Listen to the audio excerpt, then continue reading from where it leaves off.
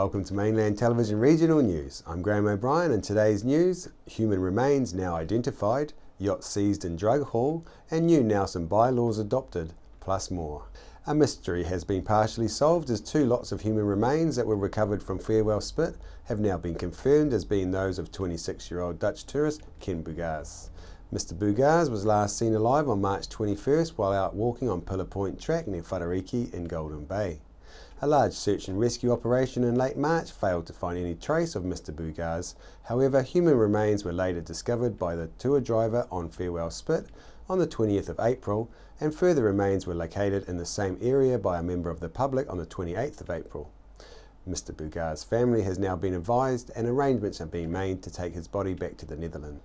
A Nelson man facing 14 sexual offence charges appeared on Monday this week in the Nelson District Court and was later remanded on bail until July the 8th.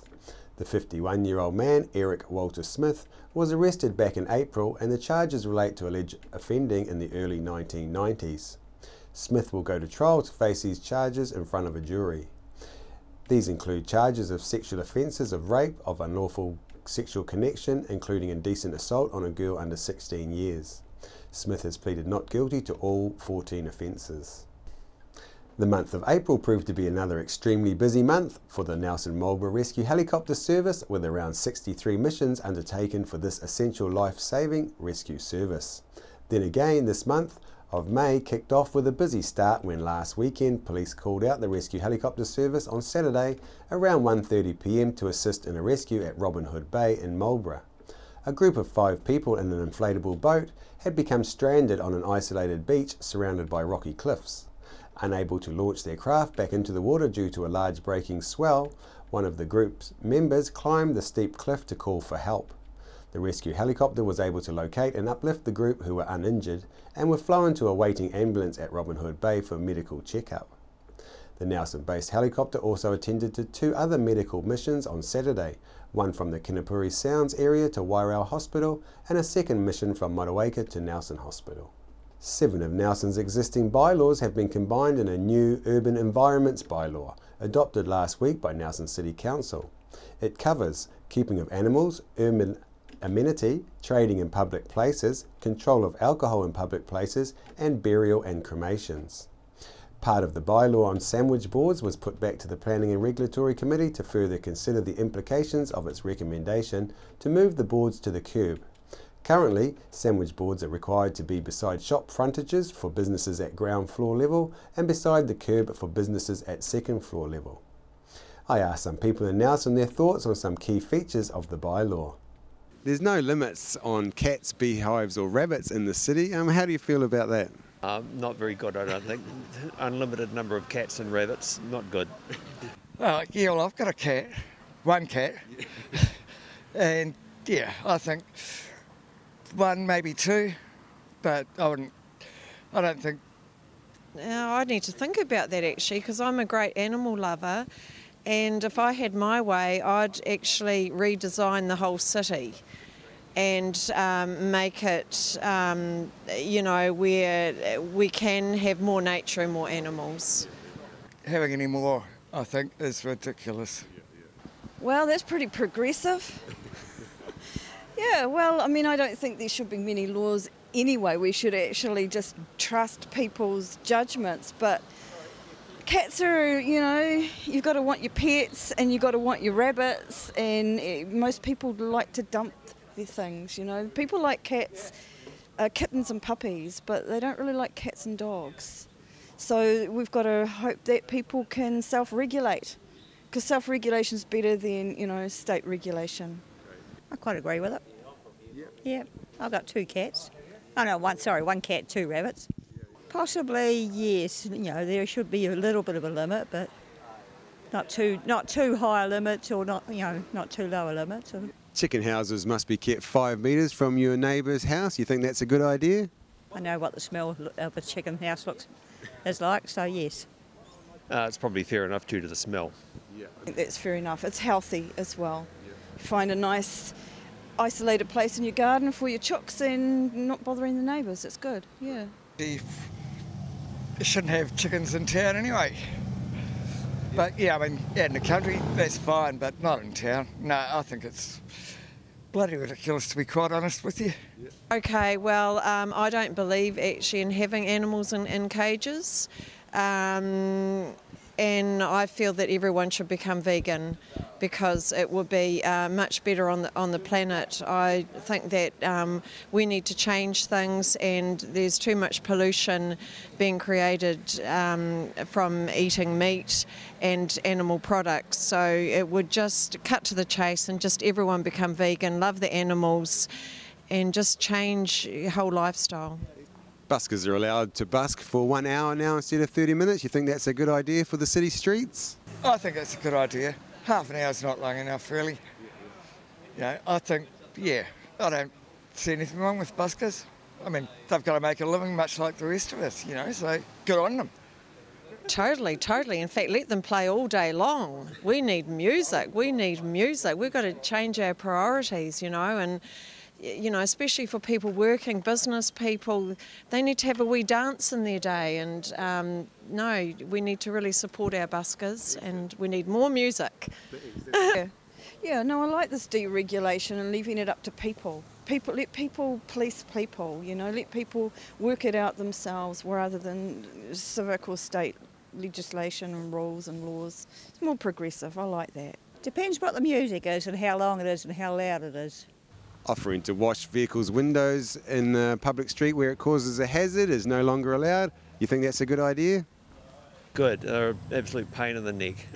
Yeah, all for it. I think it's a lovely thing, people getting out there and washing our windows while we're driving along, and if they feel confident that they're not going to get hurt or by another car, then we need to grow up. We need to be treated as adults, and basically if they get knocked by another car, then they need to own that themselves and take liability for their own. That's common sense. I lived in Auckland when that first started and it was annoying.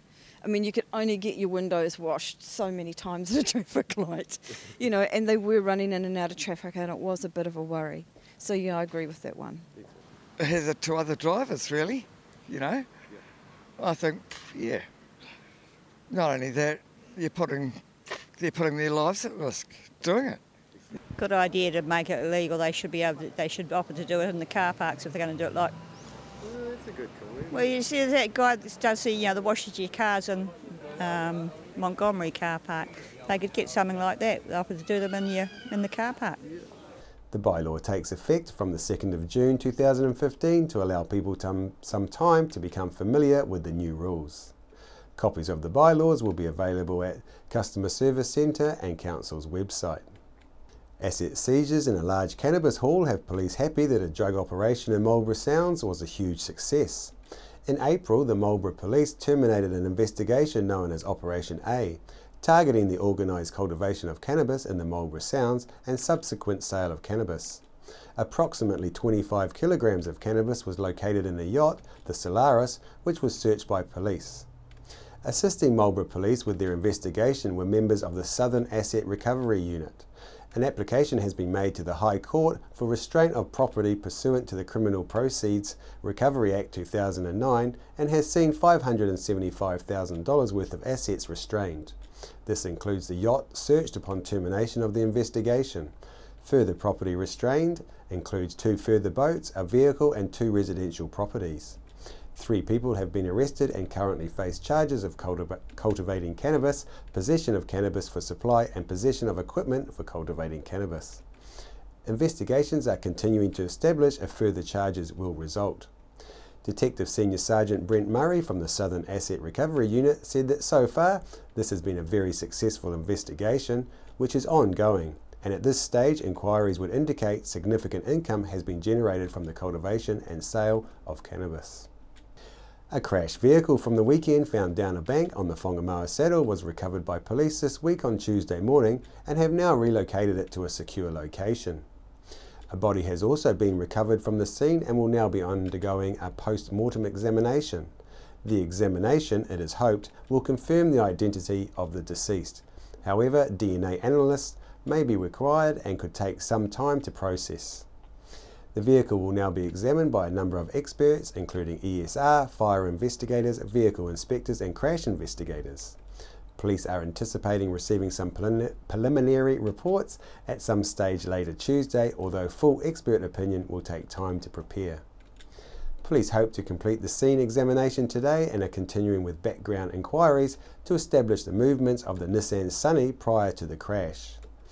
Police would like to thank those people who came forward to date with information and are still keen to speak to anyone who saw the vehicle between 1 and 2 p.m. on Sunday in the Whangamoa Saddle area.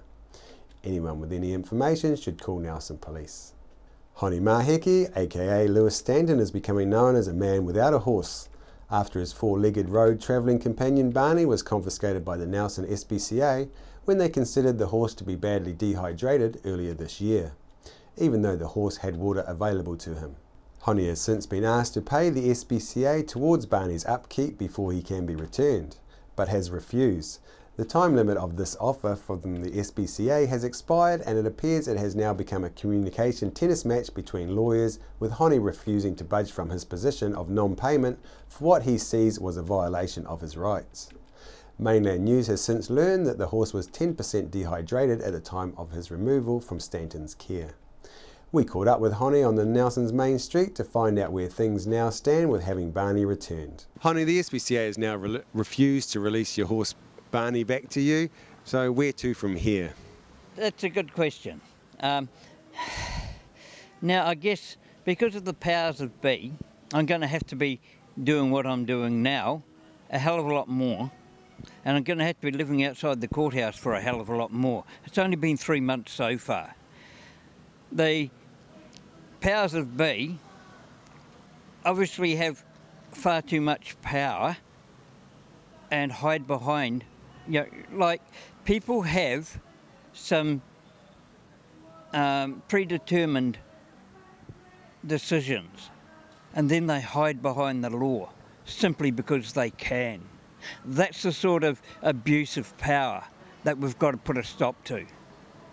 Where is the true democracy of what our society is supposed to be? What did our parents and grandparents and great-grandparents and that die for in the last 2 wars? Where is that democracy today?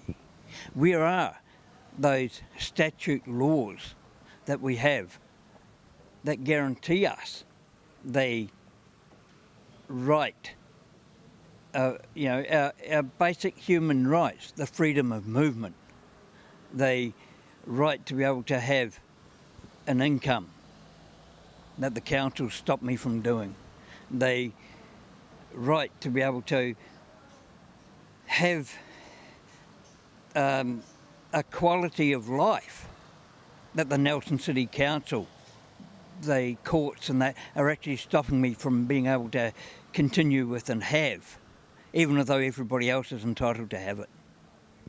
And as you can see, we are still none the wiser. And one thing we can guarantee is that there will be no change to Honi's day-to-day presence in the streets of Nelson. And now we have for you, as part of our New Zealand Music Month tributes, a local Nelson 5-piece band that goes by the name of Urban. They are a cover band but also introduce the original songs from time to time. The members are Adele Tyrrell, Anna Ridink, Matt Charles, Josh Chapman and David Turnhout. We leave you now with one of their original songs.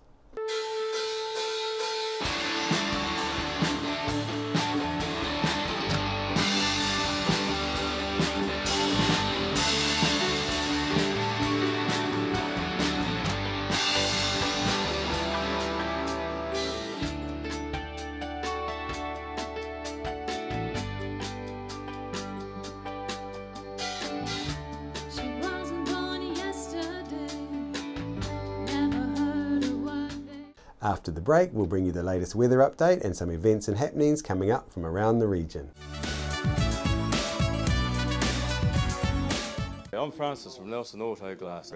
We repair all auto glass, stone chips, windscreen replacements, scratch removal.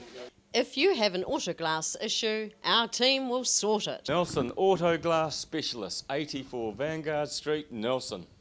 Hi everyone, I'm Malcolm Harris from The Facilitators. We now look after sales for mainland TV, radio, Sky and online. New Zealand On Air's latest Colmar Brunton survey confirms Mainland's large multimedia audience.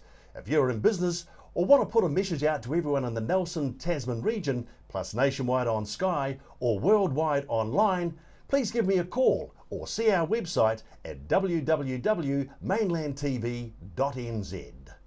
We're the team at JCar, right here in Nelson, 120 Hardy Street. Our shop is full of electronic items, including security alarm systems, electronic components, solar and power, electronics, toys,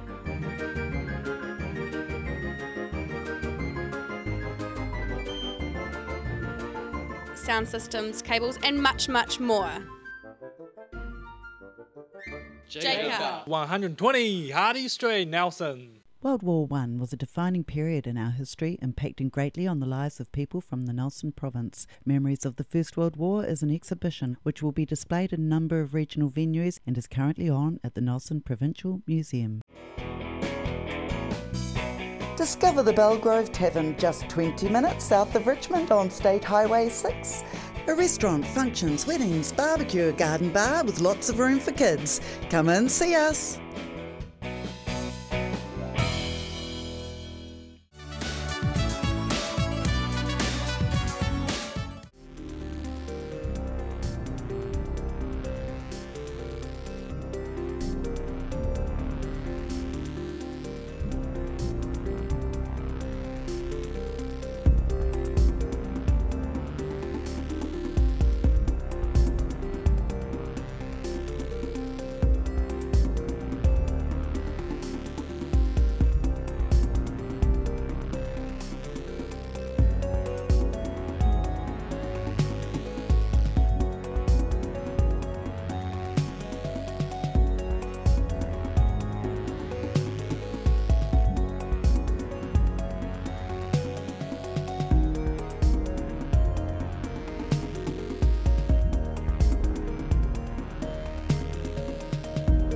The Nelson Spiritualist Church on the corner of Tipahai and Motueka Streets will be hosting a talk from Warwick Keys on Egyptian mysteries and Christianity next Monday, May the 11th at 7:30. Plan B is a bee sanctuary. There's to be a public talk about honeybees and native bees, their food needs, social structure and habitat. Learn what kind of plants best provide food for the bees and more. On behalf of the team here at Mainland Television News, thank you for joining us, and we'll bring you the latest news and events from around the region again tomorrow.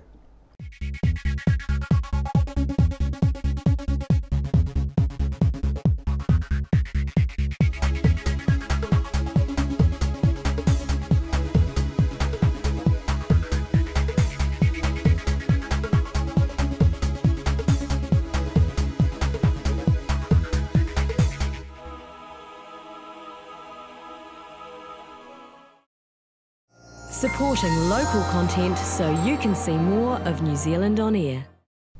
Hi there, this is Paul Ego from the 2 Degrees Comedy Convoy, and you are watching Mainland TV, unless you're on an island out in the Sounds, in which case you're probably just watching some rocks and a seagull defecating on a raft. Hi, my name's Ian Mortimer. Mortimer Auto Upholstery is your one-stop shop for all your upholstery needs. We do car and boat interiors, boat canopies, ute tonneau covers, canvas and PVC fabrication. Call in and see us in Oxford Mews, 72 Oxford Street, Richmond. Are you looking for a scooter, walker, wheelchair, baby seats or pushchairs? Then come in and see the Nelson Region Specialist at Mobility for You, 269 Queen Street, Richmond, opposite the library. We have a huge selection of scooters, walkers, wheelchairs and accessories, along with a free booklet guide. We also provide a breakdown service if you ever get a puncture or a flat battery. We have fully equipped service vans to rescue you. Hi, I'm Robin Jordan, and I invite you to call in and see the friendly team at Mobility for You, 269 Queen Street, Richmond, opposite the library. Why would you want to pay as much as $1,000 for a single bed mattress when you can buy a high quality locally made mattress like this for as little as $220? And a queen size mattress could cost you in excess of $3,000, but at Nelson Beds you could have a mattress like this as low as $425. So why would you go out and spend a fortune on your child's bedroom when you can come to Nelson Beds and buy a complete single mattress and base set, a 7-drawer Scotch chest, a headboard and a 3-drawer bedside cabinet for as little as $979? So call and discuss our custom manufacturing manufacturing options and local after-sales service at Nelson Beds, Nelson's only bedding manufacturer. Rats, stoats and possums are killing our native birds and reptiles. You can stop this tragedy. The Brook Waimarama Sanctuary is building a pest-proof fence which will allow native wildlife to flourish and spread into our lives. Help us preserve our native wildlife. Your support is needed now. You can personally or as a group sponsor a fence post for as little as $100, including the legacy of a personalised plaque. Go to thebrooksanctuary.org or give us a call. And be part of this exciting community project. The Brook Waimarama Sanctuary, returning nature to the Nelson region.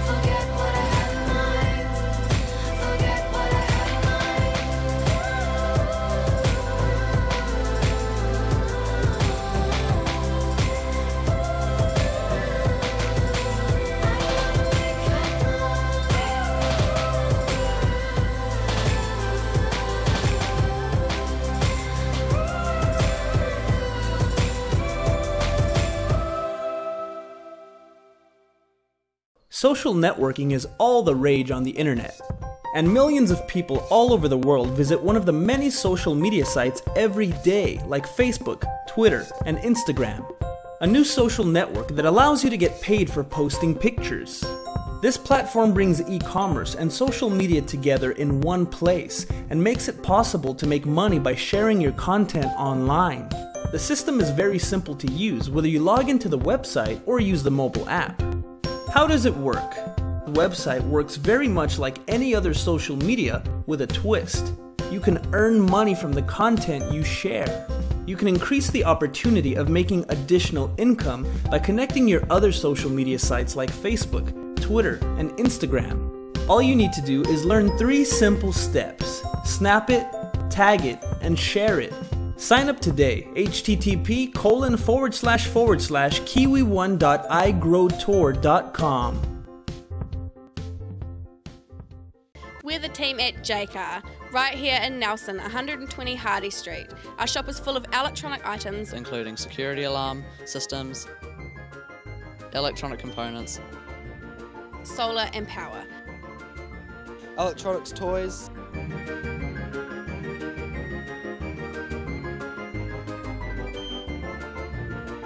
sound systems, cables, and much, much more. JCar 120 Hardy Street, Nelson.